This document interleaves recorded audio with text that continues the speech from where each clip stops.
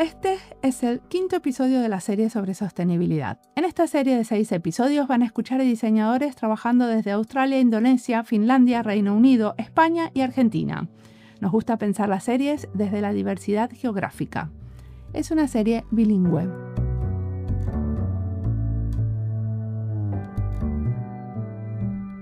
Vamos al episodio de hoy. Juan López Aranguren Blázquez es un diseñador español que trabaja en Democratic Society.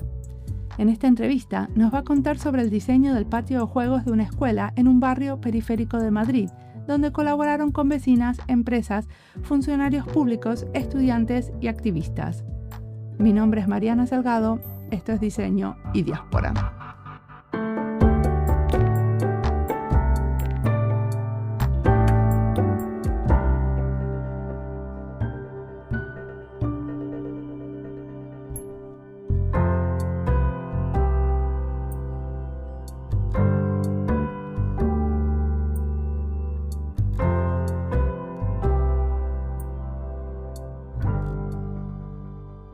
Mi nombre es Juan López Aranguren, yo estudié arquitectura y a lo largo de mi carrera personal pues monté un colectivo con unos amigos de la carrera en el que estuve trabajando durante 17 años.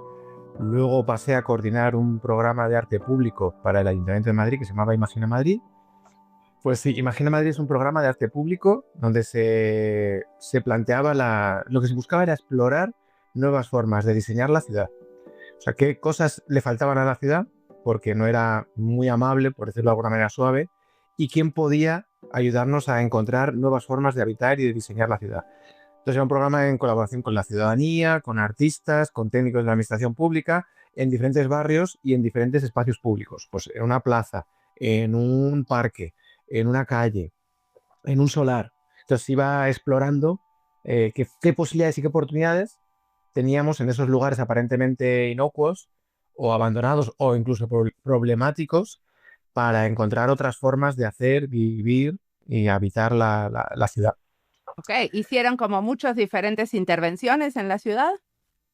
Sí, exacto. Estuvimos trabajando 3 años y se trabajó en 9 distritos distintos, diferentes tipos de intervenciones.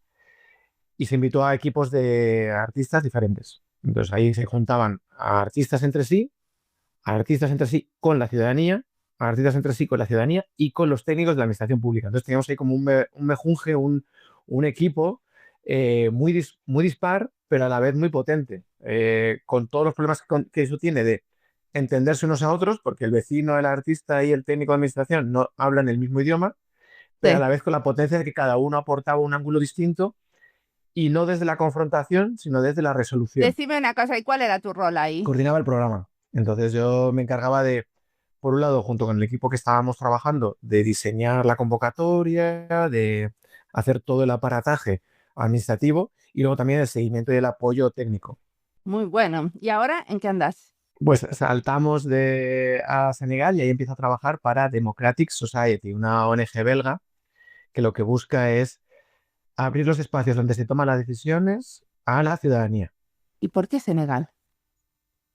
Pues en Senegal fuimos porque mi pareja tenía un proyecto, la llamaron para que liderase un proyecto en un pueblito en el centro de Senegal, el noreste, y yo fui detrás, encantado de la vida de seguirla y de apoyarla y de aprender de las cosas tan absolutamente increíbles que estaban haciendo allí. Ok.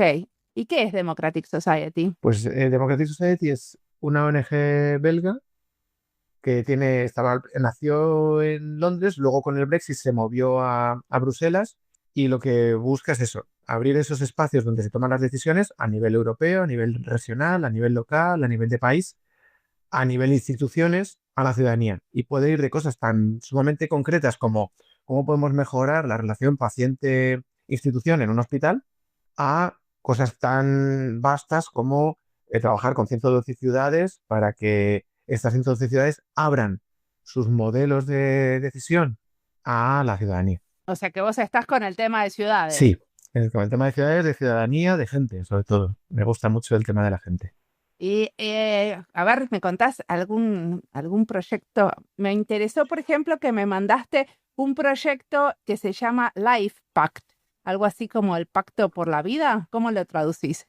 Sí, PAC, como siempre, esto es un proyecto europeo, entonces todos los proyectos europeos tienen estas siglas que al final acabas haciendo como juegos de palabras para que encajen en algo sugerente, ¿no? Y PAC es Action Driven by Citizens. Bueno, un Project Ah, yo Action Driven pensé by que era un Citizens. pacto así, como un commitment, como que nos vamos a comprometer a hacer algo.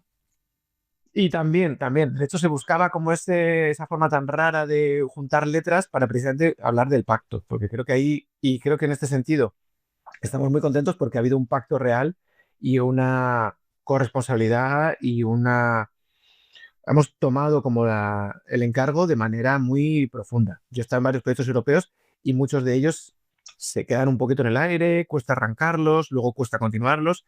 Sin embargo, este ha sido una auténtica maravilla. Yo creo que por eso también te comentaba que merecía la pena hablar de este tipo de ¿Cuándo proyectos. empezó? Pues empezó en 2022, empezó el proyecto.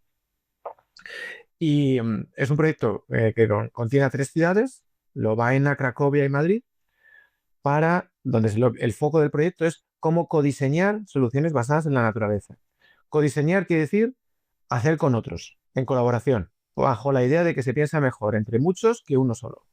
Pero la idea es Y también incluir, aparte de la gente, la naturaleza. efectivamente, Sí. claro, entonces sí, en ese muchos se incluye a la ciudadanía, se incluye a ONGs locales, se incluye a la administración pública, a diferentes profesionales.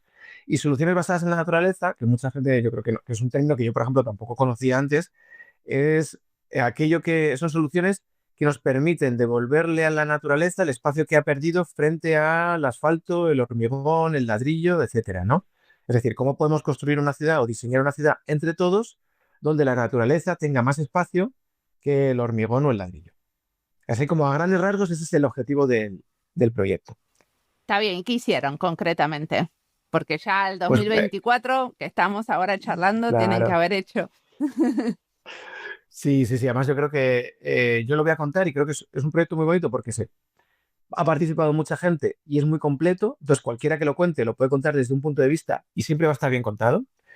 Pero a la vez es muy difícil contarlo con palabras porque creo que lo más potente es ir a verlo y visitar los espacios que se han creado. Pero bueno, entonces te cuento.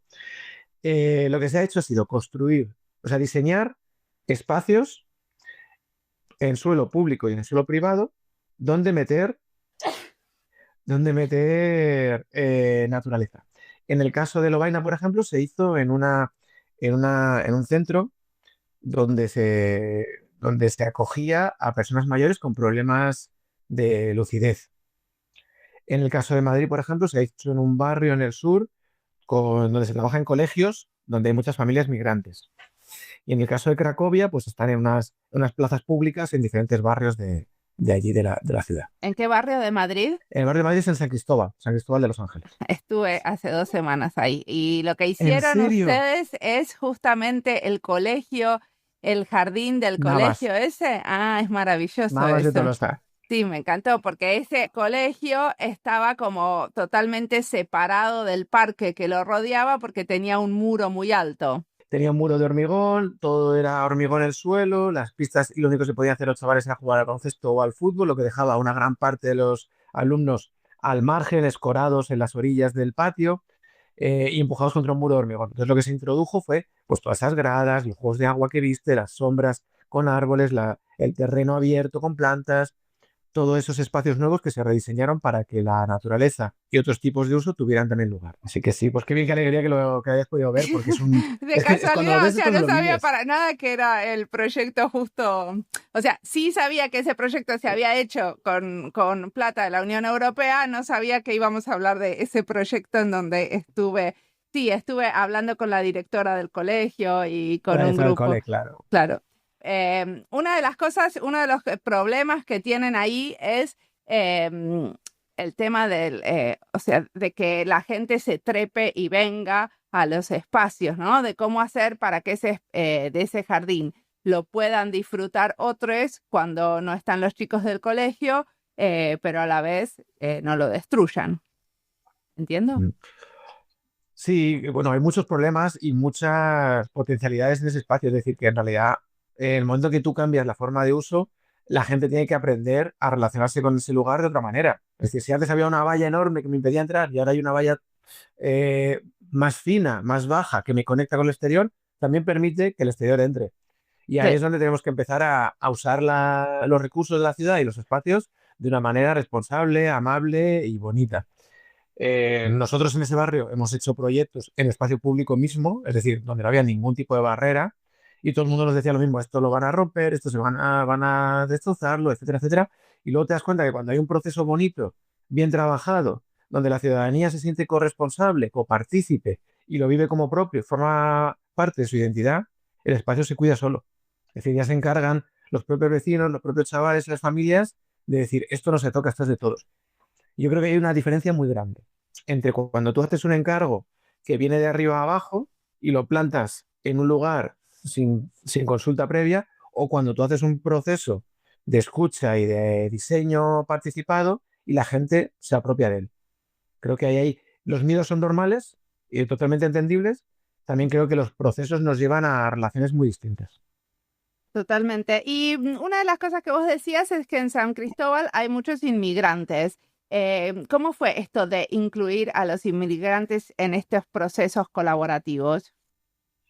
Pues yo lo que decía sobre todo es que son familias que vienen de muchos países, culturas y lenguas distintas, porque en realidad los chavales que van al colegio son nacidos en España la mayoría. Entonces lo que buscábamos era cómo nos relacionamos con mil mundos y mil culturas distintas para conseguir diseñar algo. Entonces, es verdad que en el codiseño muchas veces cuando decimos abrir un espacio de toma de decisiones a la ciudadanía, pensamos, invitamos a estos niños al Congreso, les ponemos un traje, una corbata, se suben al estrado y nos hablan. Y nosotros lo que decimos, vale, eso está muy bien, porque es verdad que está bien tener representatividad en los espacios como tan de poder, pero en realidad si tú quieres tener una escucha activa y real, lo que tienes que hacer es ir a donde ese niño se expresa de manera natural. ¿Y dónde y cómo se expresa de manera natural? Jugando. Jugando. Entonces lo que tenemos que hacer es llevarnos a todos los profesionales que diseñan la ciudad a que aprendan cómo usa y cómo diseña un niño una ciudad a través del juego. Y lo que hicimos fue provocar eso, situaciones de juego en muchos lugares distintos. ¿Qué pasa si montamos un cumpleaños en esta plaza? ¿Qué pasa si hacemos una carrera de sacos? Si cortamos el tráfico, si traemos estos peluches gigantes y los metemos aquí en medio. ¿Qué pasa si al salir del colegio, en lugar de irse directamente a casa, montamos unas partidas de ping-pong? Todo eso, ¿no? Entonces ahí es donde, ¿cómo traducimos el juego de esos niños a planos de arquitectura? ¿Cómo traducimos esos cumpleaños y esas conversaciones informales en pliegos de la administración pública? ¿O cómo traducimos esas pinturas y esos gestos artísticos naif en obra construida? ¿Y Y cómo? que ahí es donde estaba el reto. Ok. Pues eso en realidad es muy sencillo, pero a la vez tiene una trampa. Pero es muy sencillo. Es encontrar a profesionales que tengan una curiosidad real por entender y comprender a los otros. Entonces, cuando ese profesional tiene una curiosidad real y en vez de venir con ideas prefijadas, con las soluciones ya trabajadas en casa, quiere escuchar, de repente todo el proceso y los resultados cambian radicalmente. Y entonces digo que es sencillo porque parece muy fácil, ¿no? Oye, solamente necesitamos a profesionales que quieran escuchar. Pero es verdad que ser capaz de escuchar de una manera atenta y no imponer o traducir a tu lenguaje desde tus deseos y tus necesidades más fáciles, pues requiere yo diría que de gente valiente. Gente valiente que dice, no voy a hacerlo como siempre, voy a esperar a ver qué me dicen y voy a intentar traducir eso a mi forma de hacer. Por ejemplo, hubo un día que cuando ya teníamos a los arquitectos que habían entregado los primeros planos, una técnico de la administración pública dijo, pero es que aquí falta algo del espíritu del proceso. Yo noto que estos planos se ha perdido parte de ese juego, de esas propuestas que había en los talleres. Y nos miramos entre todos y dijimos, tienes razón. En Ujú. algún momento el arquitecto, sin querer, había metido sus manías en lugar de los deseos. Y el arquitecto no se dio cuenta y cogió y lo cambió. Y nos volvió a entregar otro modelo cambiando algunas cosas y se notaba, ¿no? O sea, se notaba que el espíritu se había perdido en parte del proceso. Y luego con la constructora, pues lo mismo. Tienes una empresa constructora, pues tienes que elegir una empresa constructora que no vaya únicamente a, a sacar churros, ¿no? Sino Sí. que sea consciente de que este proyecto requiere de una sensibilidad y una atención distinta. Y tienes que tener a esos profesionales a mano o cerca para que se quieran Y esos no lanzar eran y parte del atrever. proyecto de ustedes de la Unión Europea. No, Ustedes armaron una licitación pública para encontrar esos profesionales. efectivamente. Por eso digo que hay como que hay muchos pasitos que cuando se piensan entre muchos, pues claro, el arquitecto puede pensar el proyecto, pero es muy probable que no sea consciente de, de todas las necesidades que tiene un pliego o el cuadro de precios o la normativa de la administración pública. Un técnico en la administración pública puede lanzar, pensar ese proyecto, pero a lo mejor no es consciente de los últimos avances en soluciones basadas en la naturaleza. Y una empresa constructora, lo más normal es que no tenga ni idea de qué quiere la ciudadanía. Y en todo ese proceso, lo más normal es que nos olvidemos del por qué y el para qué, que son los ciudadanos. Entonces aquí la idea era juntémonos todos y en cada proceso seamos conscientes de no perder lo que hemos hecho antes.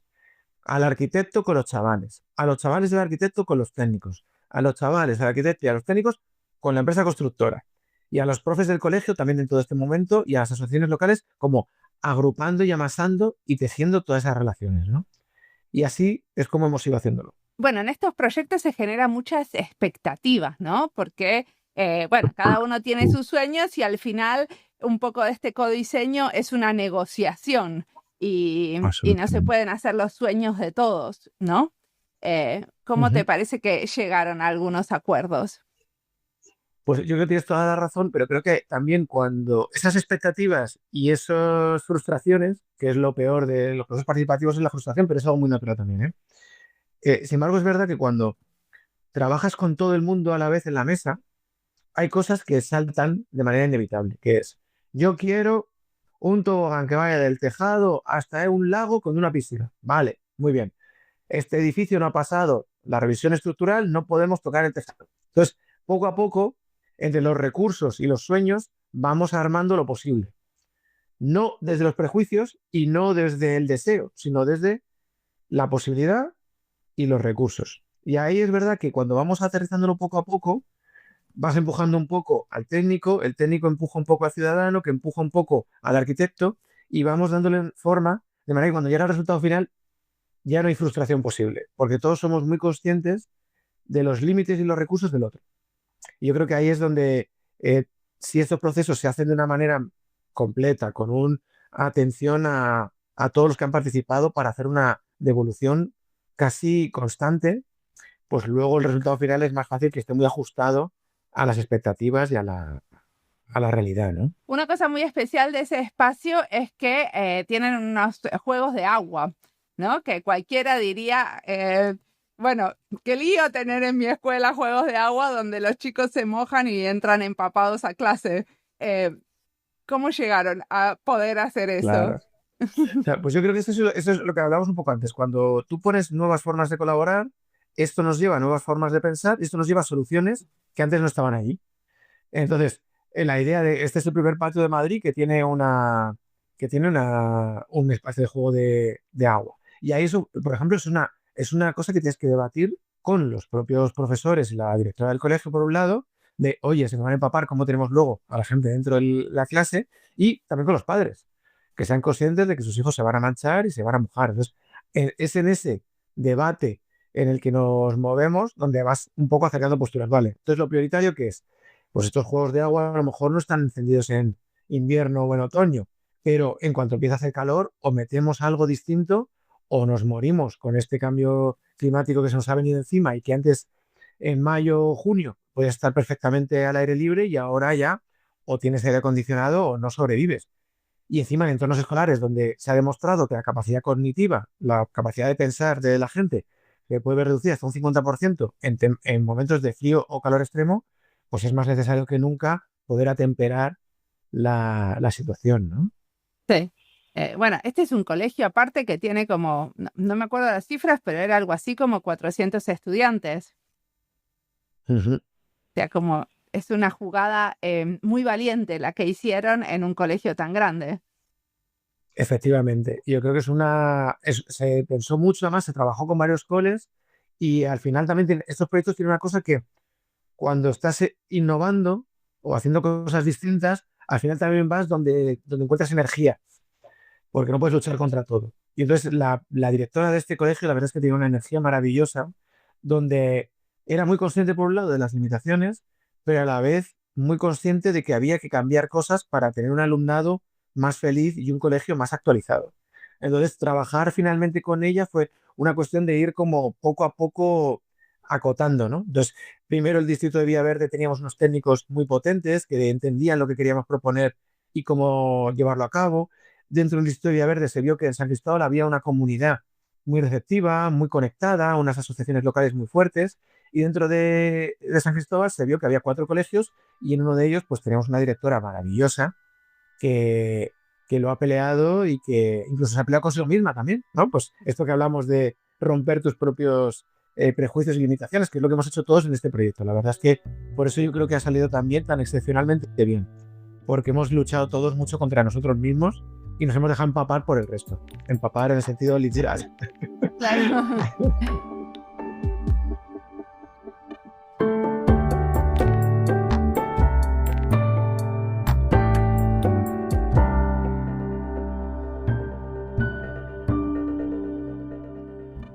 Esta entrevista es parte de las listas Ciudad y Diseño, Diseño Sostenible, España y Diseño, Diseño con lo no humano, Educación y Diseño, Activismo y Diseño, Juegos y Diseño.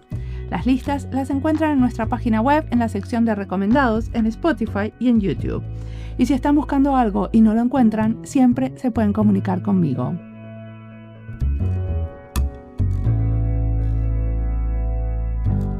En esta entrevista Juan menciona a Zuloarc y a una de ellas, a Aurora Adalid, la entrevistamos en el episodio 427. Con ella hablamos de democratizar los procesos urbanos, de la declaración de procesos urbanos, de iniciativas ciudadanas y de espacios en la ciudad para encuentros de familias. Con varios otros diseñadores y diseñadoras y educadores hablamos de diseñar patios de colegios, un tema para mí apasionante.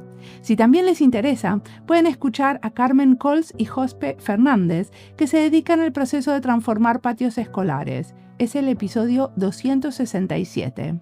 O a Isabel González Galindo y Eva Raga, que trabajaron en un proyecto de patio para todas, con un proceso de construcción colectiva, para un colegio en un solar cedido por el ayuntamiento. Eso fue el episodio 377. Me gusta trazar estos enlaces entre episodios como una manera de crear sinergias. Sigamos ahora escuchando a Juan, que tiene mucho más para contarnos.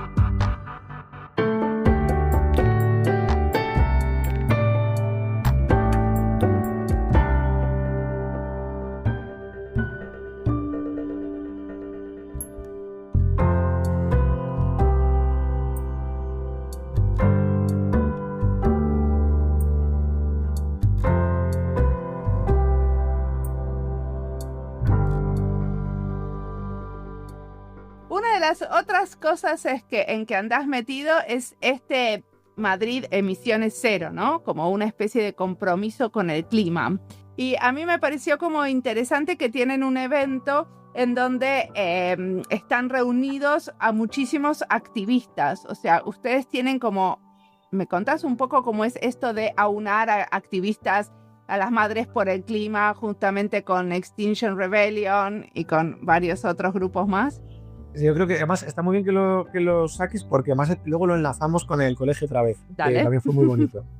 Entonces, este proyecto sale también pues hay muchas organizaciones, muchas empresas, muchas entidades y personas individuales que están haciendo cosas por el clima.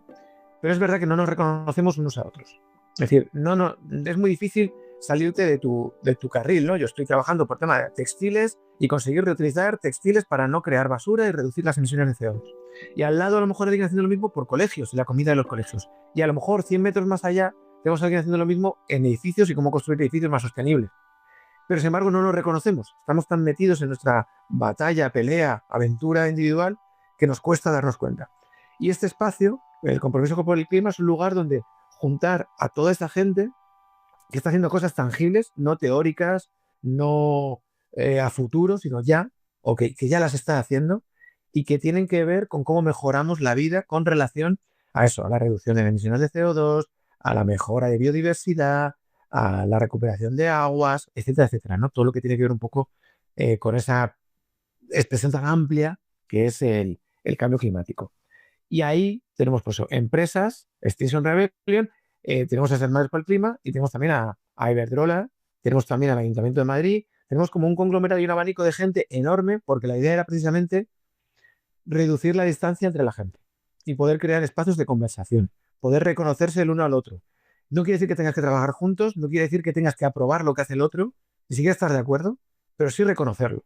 Y que el que te mira desde fuera, el que ve ese evento, que es un evento de un día, de varias horas, con charlas de entre 3 a 12 minutos y eventos intermedios, pues conciertos o piezas artísticas, performances, etcétera, el que lo ve puede entender que todo eso está relacionado con el clima. Y entender también con qué se siente más afín, con qué se siente menos, pero al menos que hay todo un mundo de gente de muy distintas categorías, recursos, procedencias, etcétera, trabajando en ese sentido. Que no estamos solos, que no es algo de 4 o 5 personas que se les ha ocurrido hacer algo, sino que en realidad hay mega empresas súper grandes trabajando en ello y madres individuales luchando porque no se tale un árbol. Y todo eso tiene impacto y debe ser contado y está en el mismo plan. Y eso es Sí. un poco la idea. Y decime una cosa, ¿esto también es parte de lo que haces como diseñador en Democratic Society? Sí, absolutamente. Nosotros ahí veíamos que había un hueco a la hora de, por ejemplo, introducir la construcción con materiales como la madera, con biomateriales, que no era un tema que estuviese en el centro de la conversación, como puede ser la energía o el transporte, etcétera. Entonces vimos que había que diseñar nuevos espacios de contarnos, de relatarnos, de explicar lo que sucedía, donde todas esas cosas se pudiesen conectar. Entonces, para nosotros esto es una forma muy potente, muy bonita de abrir hueco a los diferentes relatos y tenerlos todos en el mismo lugar. Y eso lo hemos hecho pues eso, con el Ayuntamiento de Madrid, con la Fundación Monte Madrid y luego con 2 personas excepcionales, que son las que llevan el peso de todo el evento y que son las que hacen la magia, que es que tú estés allí un día entero y no te aburras, que son Antonella Broglia y Manuel Pascual de Zuluart. Y con ellos hemos armado pues todo este conglomerado junto con la Universidad también Politécnica de Madrid de encuentros anuales y donde vamos cogiendo pues eso, embajadores que nos van contando quién debería venir a contarnos qué. ¿Y trabajan Y con científicos también? sí, trabajamos con científicos, pero también es verdad que trabajamos con científicos que estén haciendo algo, no tanto con investigadores de cosas como con las propuestas concretas que ya están solucionando. Pues, por ejemplo, textiles que, que están vivos y que se pueden implementar a la hora de coser unos zapatos. Biomateriales. O biomateriales, o lo mismo, pero en arquitectura. O, bueno, pues todo ese tipo, o cómo medir esas emisiones en un barrio, construyendo los dispositivos de medición de polución de CO2 con los chavales de un colegio. O sea que hay un rango amplio de científicos que han venido y han pasado por el encuentro. Y lo que te comentaba que está relacionado con el Navas es porque a la hora de hacer la inauguración del patio, se pensaron muchas cosas y una muy normal habría sido poner una plaquita, traer a las diferentes instituciones, hacer un par de speech, ¿no? Y nos vamos a casa. Y sin embargo, lo que se montó fue Antonella y Manu Pascual de Zuluark vinieron y replicaron en el barrio este modelo de compromiso por el clima. Y se habló con las asociaciones, las instituciones, los profesionales, los técnicos del barrio que durante ese día en el que se abría el patio, se subían al escenario e iban contándole al resto de ciudadanos lo que estaba sucediendo ahí. Y fue un momento precioso, fue un momento festivo, fue un momento de escucha, fue un momento de reconocimiento muy, muy bonito. Porque es verdad que luego de estos encuentros, esa energía salvaje que se produce, pues aterriza Sí, en yo entendí que la la... inauguración fue maravillosa y que fueron así miles de personas, ¿no? Que fue como todo el barrio, pero aparte se juntó como mucha gente de diferentes disciplinas a contar qué habían hecho. Efectivamente, yo creo que ahí es donde vemos cómo propuestas que parece que se encuentran en un lugar, ¿no? Ese contar anualmente en la ciudad de Madrid qué cosas merecen la pena a través del evento Compromiso con el Clima y que se hace en la Casa Encendida, de repente se replica en un barrio del sur, dentro de un colegio, y la repercusión es la misma o incluso más fuerte por el carácter tan festivo que tienen estos barrios y esos momentos, ¿no? Un verano con todos los juegos de agua en marcha, la gente hablando, o sea, era una cosa muy, muy, muy gestiva y una forma muy preciosa de darle un cierre al proyecto y una apertura a la vida que viene detrás del proyecto, ¿no? Entonces yo creo que ahí fue una forma también, yo creo que muy bonita de conectar diferentes cosas, ¿no? Y decime una cosa, Juan, ¿qué cosas mirás, escuchás, lees en relación a esto? ¿Qué querés recomendarnos? Pues a ver, yo no estoy, la verdad es que no soy muy de leer Bueno, ni escuchar, de, mirar. pero sí, yo por ejemplo, ahí sí tengo la inmensa suerte de tener a mucha gente a mi alrededor que sabe mucho y de escucharles. Por ejemplo, cuando quiero aprender de algo, me voy a las personas que conozco que saben de eso y les hago una entrevista. Un poco como lo que tú estás haciendo ahora. Yo hago lo mismo. Les hago una entrevista que me van recomendando a otra gente con la que me entrevisto y que me va recomendando cosas. Y luego es verdad que yo también leo mucho cómic. Sí, ¿qué lees? Y ahora tenemos la suerte de que, por ejemplo, te lo voy a enseñar ahora mismo, acaba de salir un cómic de un libro que yo quería leerme hace mucho tiempo que se llama La vida secreta de los árboles.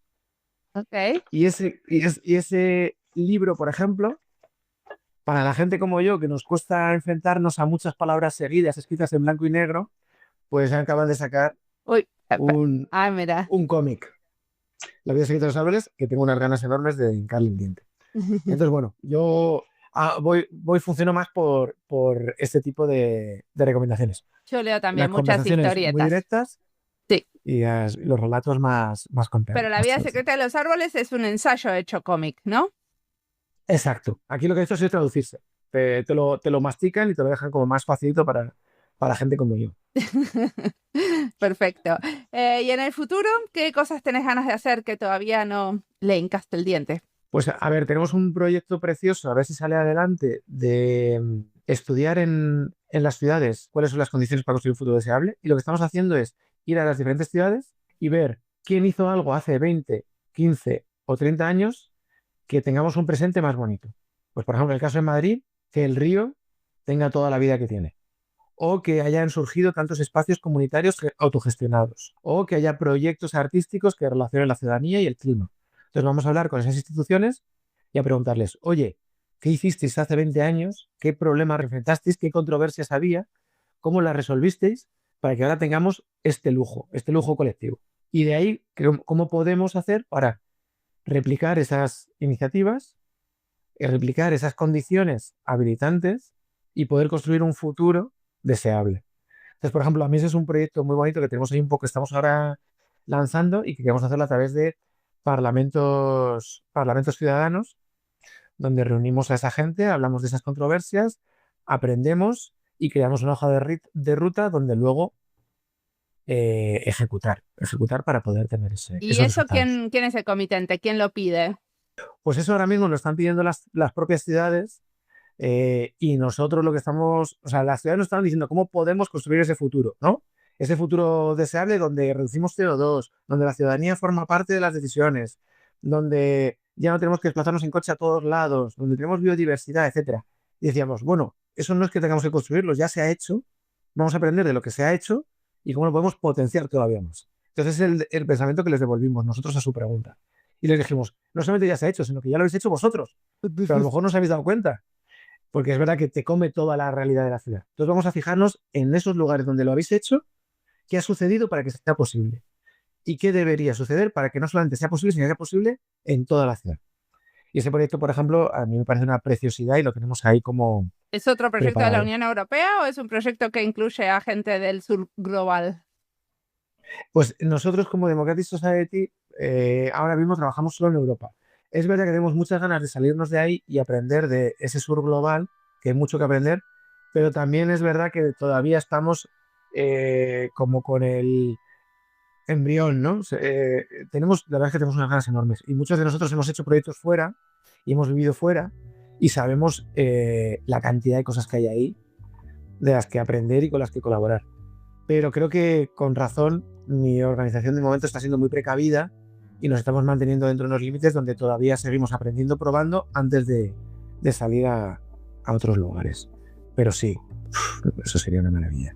Bueno, muchísimas gracias por la entrevista. Muchas gracias a ti.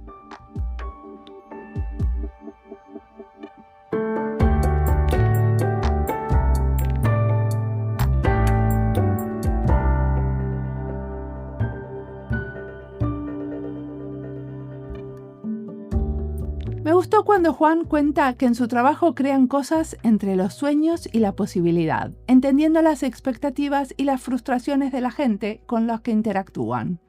No es fácil conectar con los vecinos a la hora de diseñar y menos que esa conexión se vea reflejada en el resultado final. Tuve la suerte de ir invitada por PC Studio y Ciudades Bióticas a Madrid a caminar por ese patio y ver los juegos de agua y todo ese proyecto del que habla Juan en la entrevista. Escuché el cariño que ponía la directora del colegio que nos lo presentaba y también charlamos con los vecinos que crearon una huerta espectacular muy cerca del colegio. Y estos espacios para relatarnos y conectarnos, como dice Juan, se diseñan y se disfrutan entre muchos. Larga vida y alegría a estos proyectos barriales. Estos proyectos dependen de financiación externa, muchas veces, pero sobre todo del compromiso de los y las vecinas que crearon las condiciones para que fuera posible y los cuidan para que sigan creciendo en el tiempo.